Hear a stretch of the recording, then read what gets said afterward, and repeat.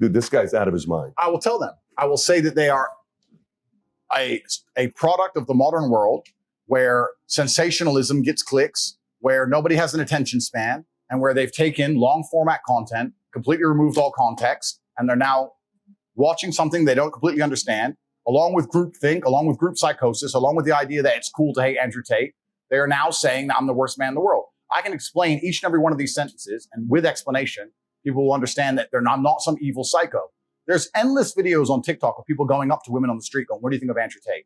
And half of them actually say, we love Andrew Tate. I'd love to date a man like Andrew Tate. He's the kind of guy I like. The girls just say, I hate him. They say, why? He says, he talks bad about women. And then they say, what does he say bad? Every single one of them goes, I can't remember.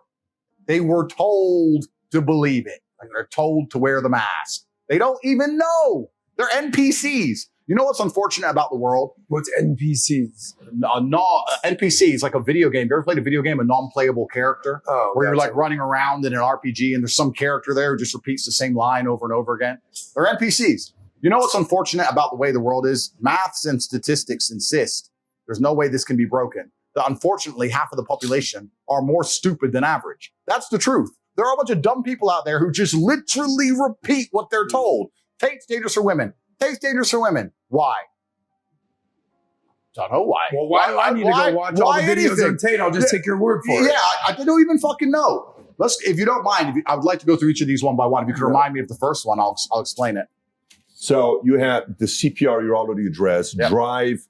So corruption in Romania. So let's do one by one. What's the first one? Corruption. Go to corruption or driving. Corruption. So let's talk about, I said corruption is far more accessible in Eastern Europe. The reason I said that is because firstly, I live in Romania, which is a beautiful country full of beautiful people. I was living there and people often say to me, why do you live in a corrupt country? And my argument was, every country's corrupt.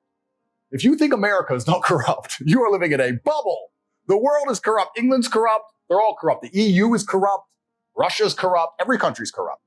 I would rather live in a corrupt country, considering that they're all corrupt, with corruption that's more accessible to myself, than in a country where they're going to pretend there's law and order unless you reach a certain level, and then you can access the corruption. I'll give you a very simple example.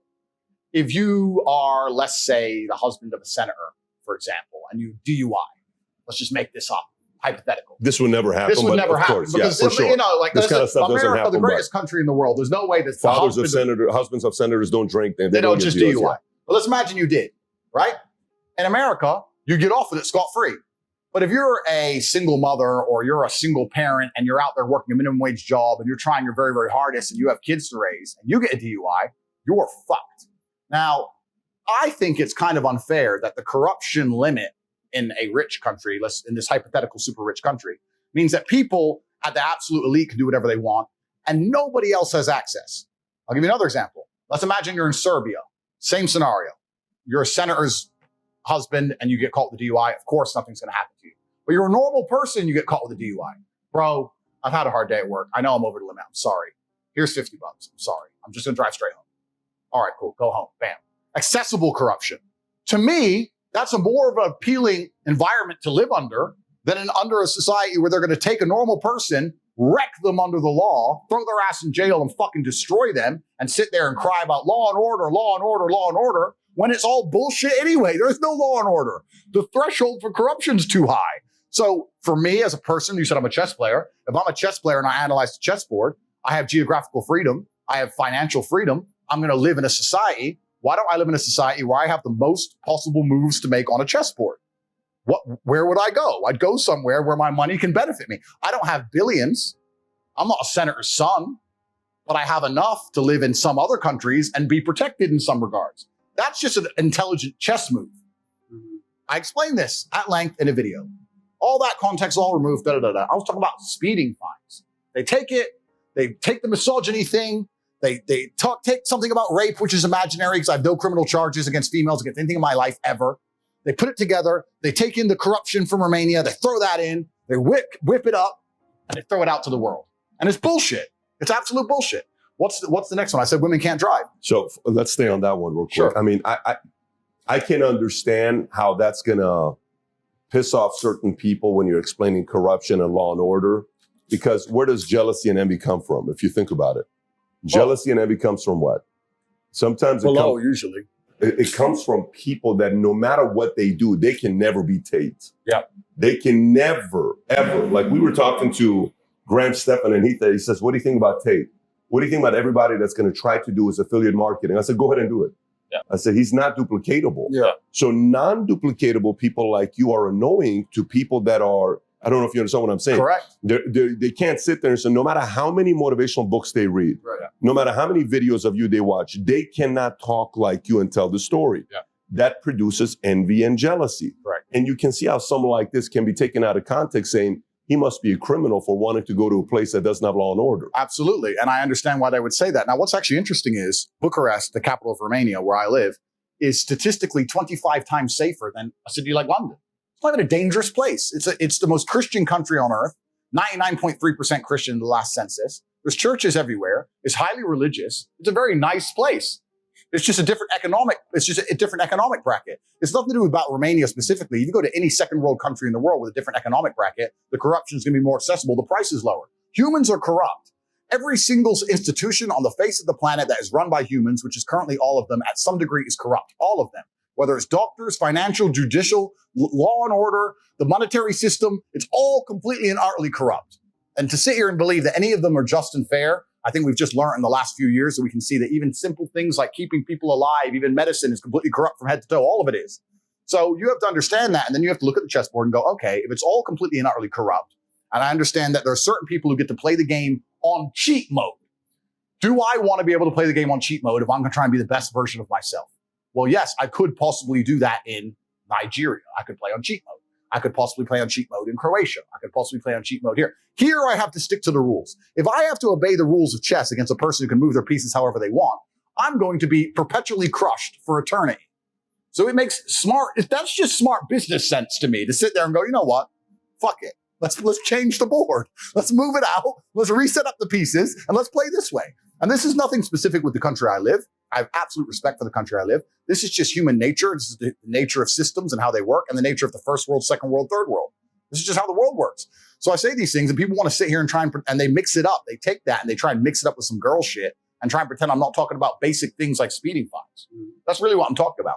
And we can have a long, detailed argument about how corrupt America is, but I like to think that most people with the brain understand the kind of shit that's going down in America. So America's absolutely corrupt as well. It's just a corrupt world. That's When's humans. the last time you lived in the States?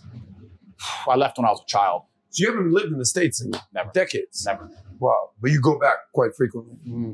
That might come to an end. That might come to an end. Maybe Miami.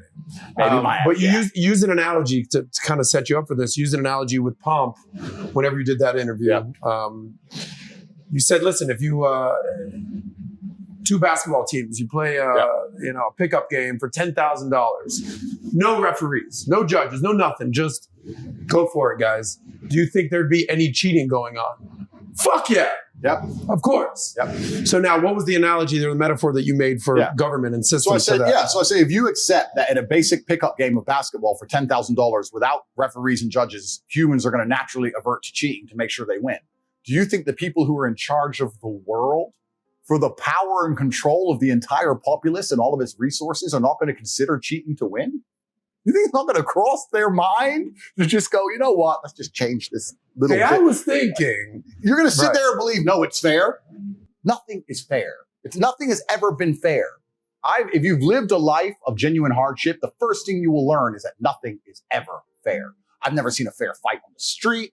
I've never seen a fair relationship. I've never seen a fucking person lose his girlfriend or lose their husband fairly. I've never seen a fair incident on the fucking road when someone gets crushed by a truck. The world is a very unfair place. And humans come along and we purport this idea, don't worry, if we're in charge, we'll make it fair. It's bullshit. It's bullshit. Nothing is ever fair. And the human inclination is to win, as it should be. And the more powerful you are and the higher the stakes, the higher your inclination to win, as it should be. This is human nature. You wouldn't be able to put yourself in a position of power if you thought any other way. So if you're going to sit there and accept the basis that we're going to cheat in a basic basketball game, that people cheat in football games, that people cheat in poker, and people cheat in all this bullshit, and then say no, but they're not going to cheat to control the world, then you're asinine. Right. It's all a fucking lie. It's all a cheat.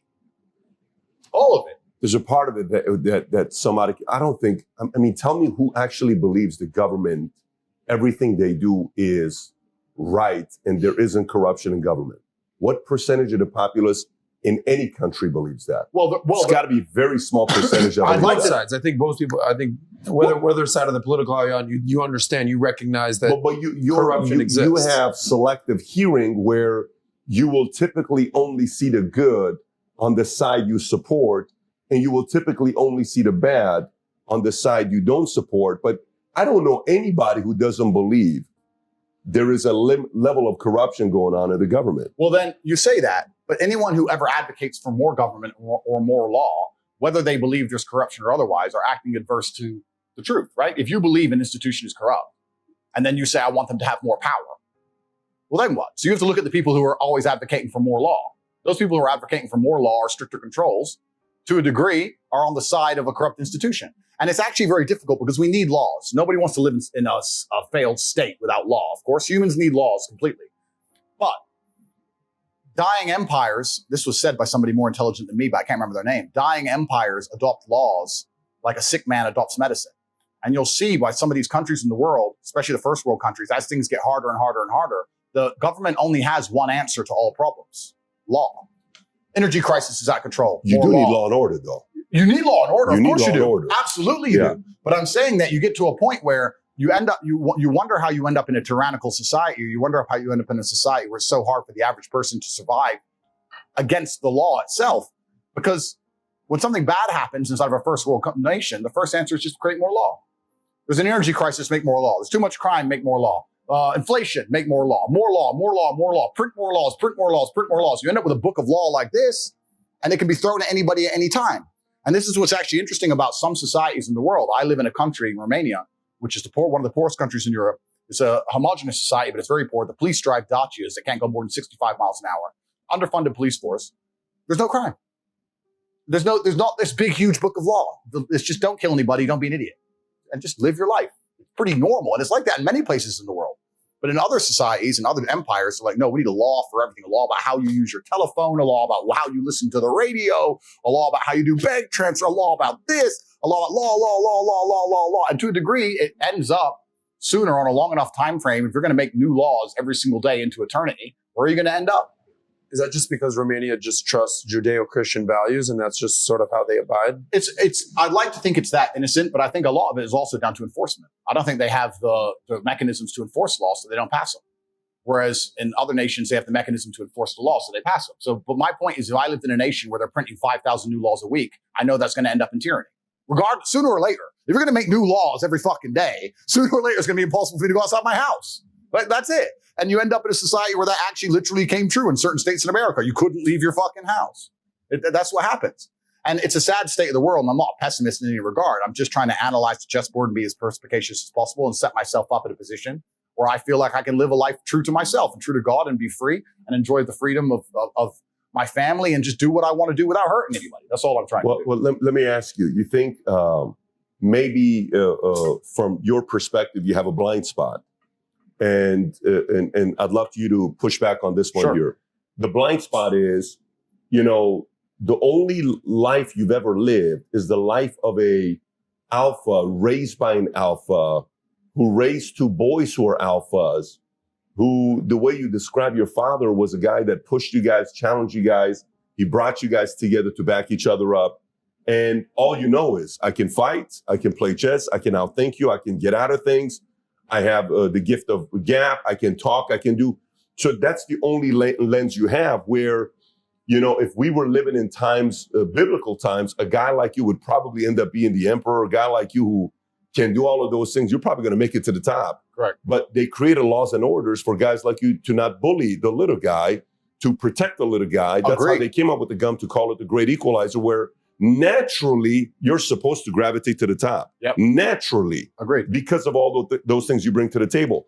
People want a guy like even in New York, many times, Brownsville, they wanted some of the mob there because the mob prevented girls from being taken advantage of. Absolutely. But they still broke the law. So there was still that element of, so do you think a part of it where for you, yes, a person may say, I can see why Tate wants to be in a place where there's fewer law and order versus in a place where there's high law and order, because it doesn't really defend them, doesn't protect them. That's a really good point of view. And it actually ties in very interesting to another point I want to make.